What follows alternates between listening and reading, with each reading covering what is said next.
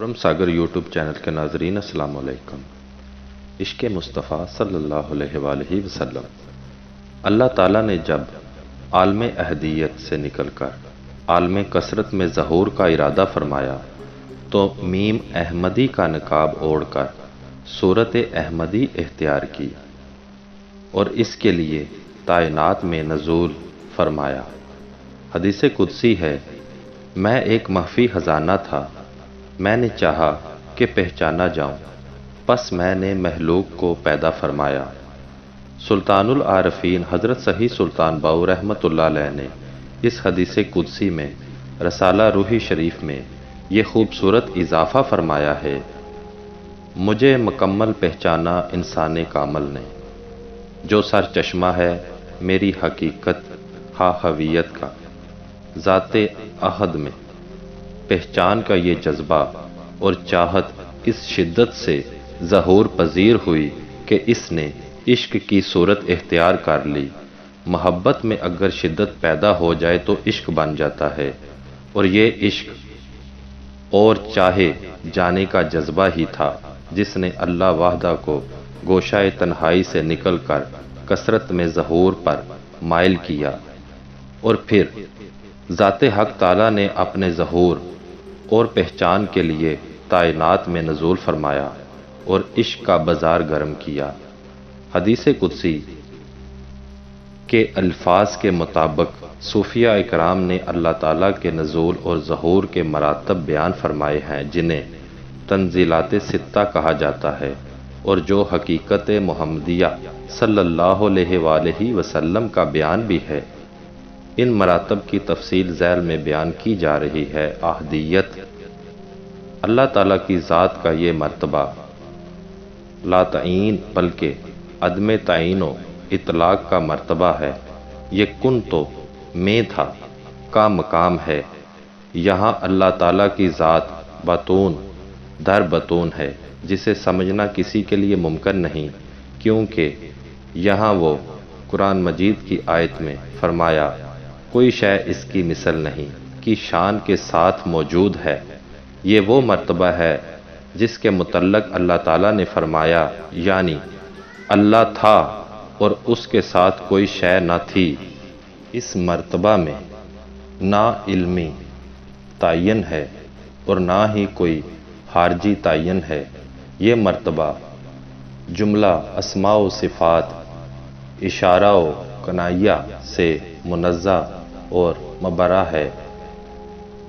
یہ نہ کسی کمال کا ظہور ہے اور نہ اس کی کوئی تعریف کی جا سکتی ہے، نہ کوئی معلومات اور شیونات کا ظہور ہے، اس لیے اس کو لا تعین وجود مطلق منقطع الوجدان ہویت حق ذات بہت اور حقیقت حق مرتبہ لا ظہور اور مرتبہ عین الکفور بھی کہتے ہیں۔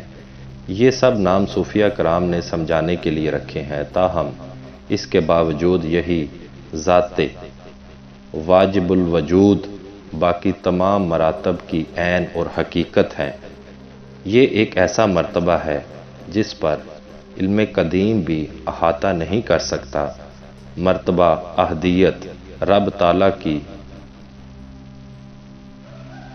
کنہا ہے، کسی وہم سے موہوم، کسی علم سے معلوم اور کسی صفت سے موصوف نہیں ہو سکتی۔ اس مرتبہ میں صفات تو درکنار، خود ذات کا اطلاق بھی نہیں ہو سکتا۔ حضرت صحیح سلطان باہو رحمۃ اللہ علیہ اسی مراتب کے بارے میں فرماتے ہیں، اس ذات پاک کی ماہیت کو سمجھنے کے لیے انتہائی سوچ بچار کرتے عقل کے ہزاروں ہزار بے شمار قافلے سنگسار ہو گئے۔ حضور علیہ الصلاۃ والسلام نے اسی مرتبہ کے بارے میں فرمایا، ترجمہ: اللہ تعالیٰ کی آیات نشانیوں میں غور کرو مگر اللہ تعالیٰ کی ذات میں غور مت کرو۔ یہ وہ بلند مرتبہ ذات ہے جہاں تک کسی کی عقل و علم، خیال و فکر کی رسائی نہیں ہے۔ محض سمجھانے کی خاطر یہی ذات حق تعالیٰ کا ہو کہتے ہیں۔ وحدت، اللہ تعالیٰ نے جب احدیت سے نکل کر کثرت میں ظہور کا ارادہ فرمایا تو تعینات میں نزول فرمایا۔ سب سے پہلے تعین اول ہے، اس کو ظہور اول بھی کہتے ہیں۔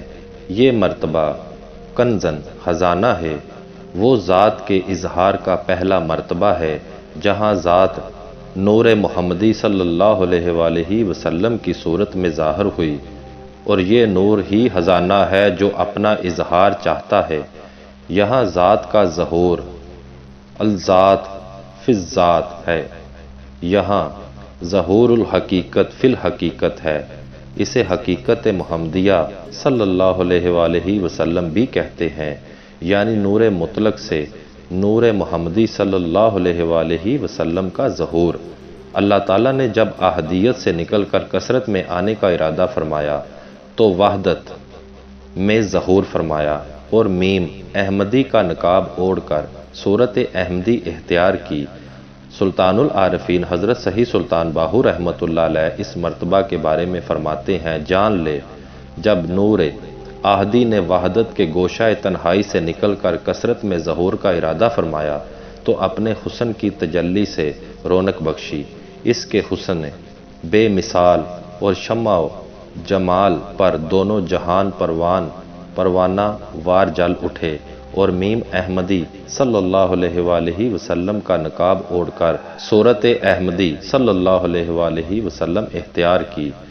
حوالہ رسالہ روحی۔ جب حق سبحانہ و تعالیٰ نے چاہا کہ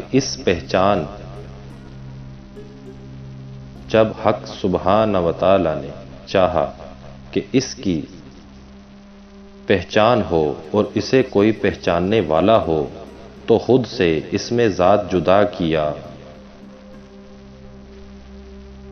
خود کو اس میں اللہ ذات کی صورت میں ظاہر فرمایا، اور اس سے نور محمدی صلی اللہ علیہ وآلہ وسلم کا ظہور ہوا، اور اپنے قدرت توحید کے آئینے میں نور محمد صلی اللہ علیہ وآلہ وسلم کو دیکھا تو نور محمد صلی اللہ علیہ وآلہ وسلم کو دیکھتے ہی اپنے آپ پر، یعنی نور محمدی صلی اللہ علیہ وآلہ وسلم کی صورت میں اپنے تعین پر مشتاق، مائل و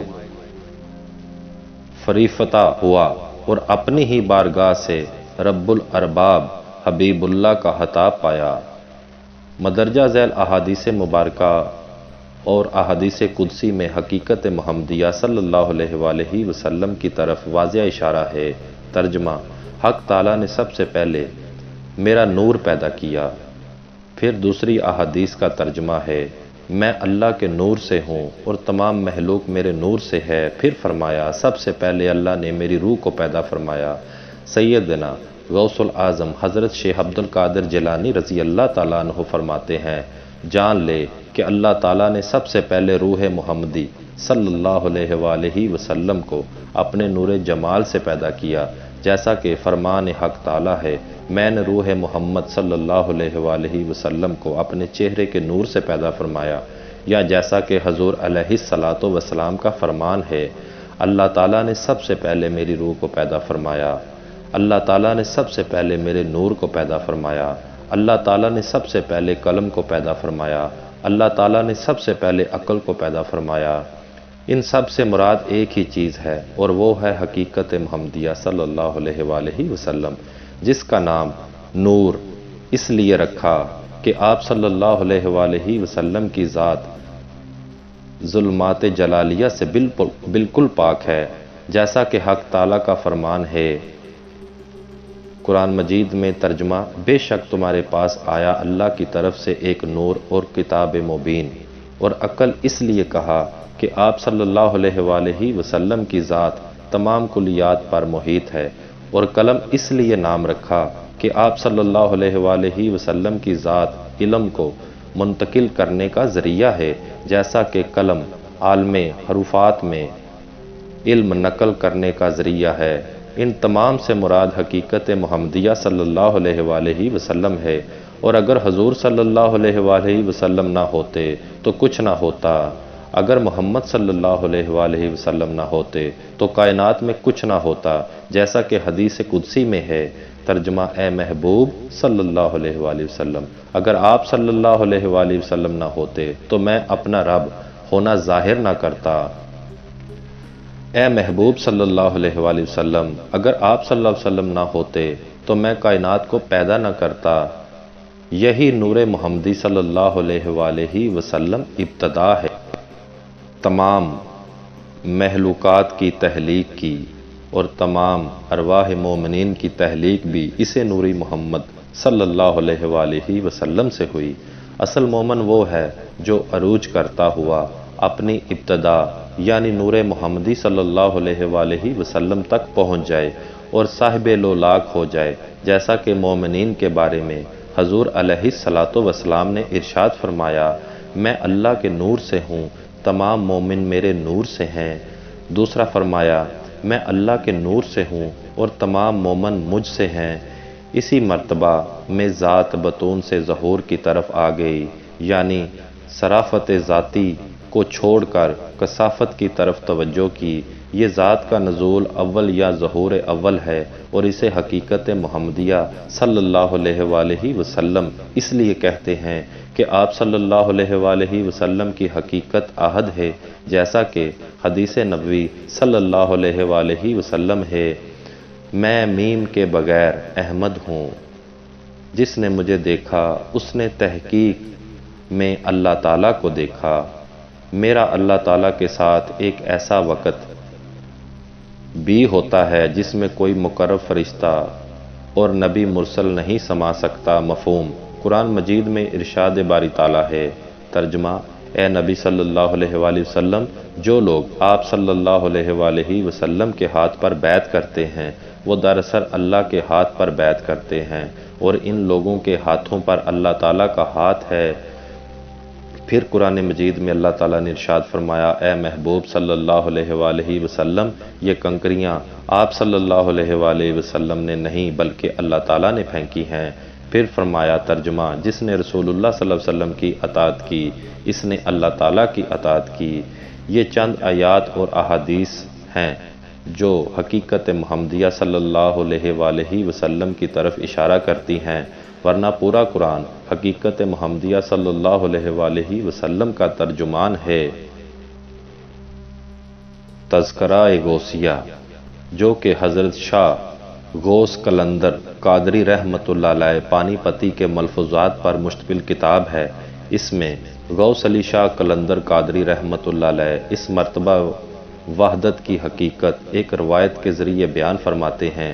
ایک دفعہ حضرت جبرائیل علیہ السلام پیغمبر خدا صلی اللہ علیہ وآلہ وسلم کے پاس وحی لائے۔ حضرت صلی اللہ علیہ وآلہ وسلم نے دریافت فرمایا، کیا جبرائیل علیہ السلام تم جانتے ہو کہ وحی کہاں سے آتی ہے؟